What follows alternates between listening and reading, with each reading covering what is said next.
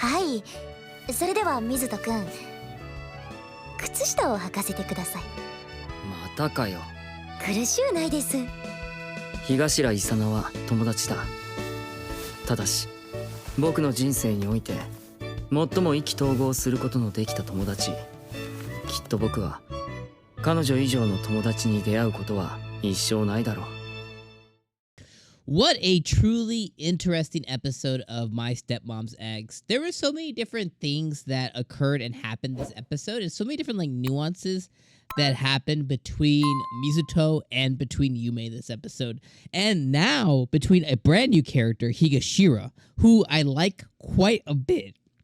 We also, if you guys are into that, we also got some heavy feet service this episode as well. So if you guys are into the toesies, we definitely got the feet. We got the feet. I would call it the feet catering. We got the feet festa.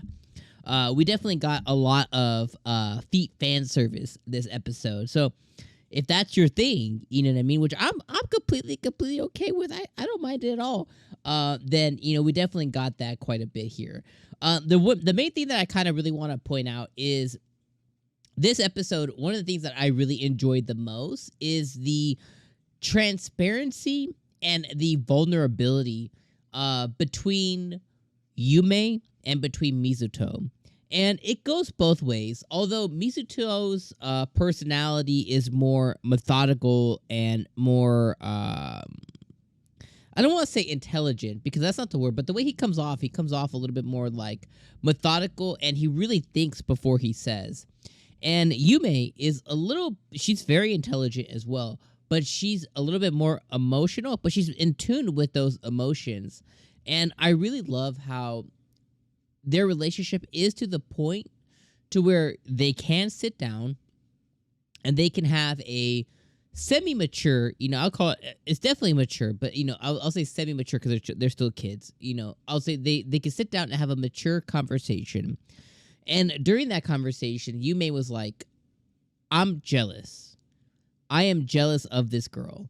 And I think that was very important for Mizuto to know on what's causing her behavior, right? Because she's calm, collected, she's not pissing him off. Basically, she's not being herself.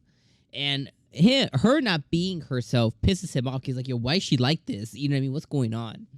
And it pissed him off so much that he talked to Higashira about it too. So I love that they were transparent with each other. And I think that's really important for their relationship. Not only to move it forward, if it does end up being romantic, I think that kind of vulnerability and that kind of honestness is really important for successful relationships because a lot of people can't do that. So I think that was a really big step for both of them on an emotional maturity level. And I think that was really cool for them to share that moment as well. And then they also come back with, well, this is not how siblings should be acting. And then there were some quips, Mizuto, hits her with some quips of, I always knew you were disgusting, whatever, you know what I mean? So there's certain things there too that kind of like lighten the mood. But I actually really love, if they didn't lighten the mood, I love that seriousness because it's supposed to be like a romantic comedy, romantic anime. So it's like, I kind of like that seriousness at times. And they can have the comedy relief, later on with some of the other sub characters and things like that. So I really personally enjoyed really seeing that.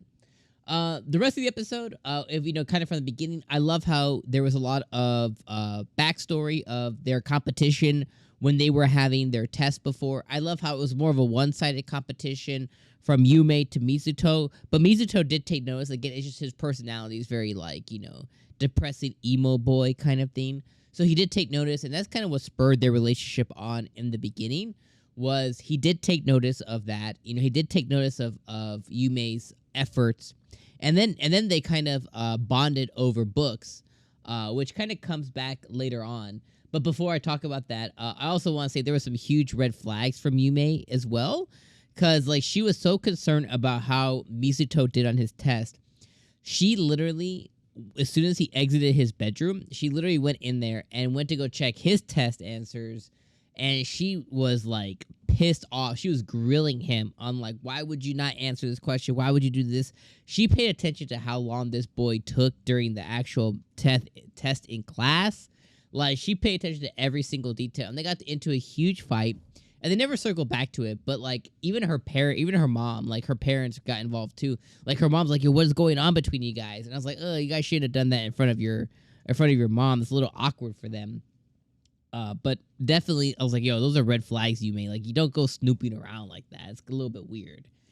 Last couple things I'll talk about is the attack of the extroverts, as 𝐜𝐴 called it. But Mizuto met a new friend when Yume went to go and speak to Mizuto. She saw him in the library, and he was able to bond again with a girl over these detective books, you know, these light novels that he ends up reading all the time. So he made a new friend, and her name's 𝐜𝐴. Very introverted girl, very, very one of those people to where it's like, you need to break through their shell, break through their barrier, break through their front fence, break through their door. But once you get through, like, you're in, kind of thing.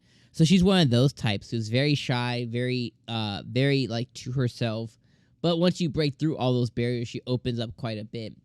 And I like that Mizuto made a new friend. Obviously, it's a girl. Obviously, she likes him too, even if she doesn't admit it. Because even when he asked her later on this episode, it was very much of she said something like, "Oh, I've only wished to be a dude 2 times. One when my period started, and like now, you know, I don't want to bleed through my crotch." Such a weird statement, or you know, whatever. And she used that statement to be like, "Yeah, I don't like him," or whatever. But she didn't say it directly. Mizuto just kind of like inquired it that way. But I really like, I like her quite a bit. She's a really cute character. I like how she has a thing to where she takes off her socks to read light novels and stuff.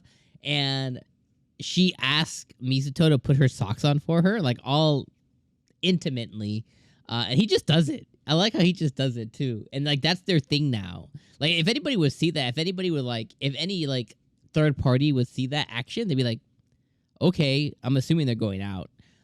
So very interesting episode so far. But we have a new romantic interest in 𝐜𝐴, a new friend in her. I like how she interacted with Yume and them. I like how Yume came full circle from anger to jealousy to now I'm going to get back at him. I'm not going to let her win, kind of thing. And I like how, you know, again, we have that emotional maturity that they're growing, but at the same time, immaturity with the actions that she's about to take towards this 𝐜𝐴 girl, in her own way, of course. But overall, really good episode of My Stepmom's Ex. Easily 8 out of 10 episode. Really loved the introduction of a brand new character. 𝐜𝐴 is really cute. Love the feed service quite a bit. Love the maturity. Love the little comedy quips. And I like that we were able to kind of get and move the relationship forward when they talked about jealousy and everything that entails between those two characters. But let me know what you guys thought of this episode down in the comments below. As always, I appreciate you being here for another week of My Stepmom's Ex. And my friends, I'll see you next week. Peace.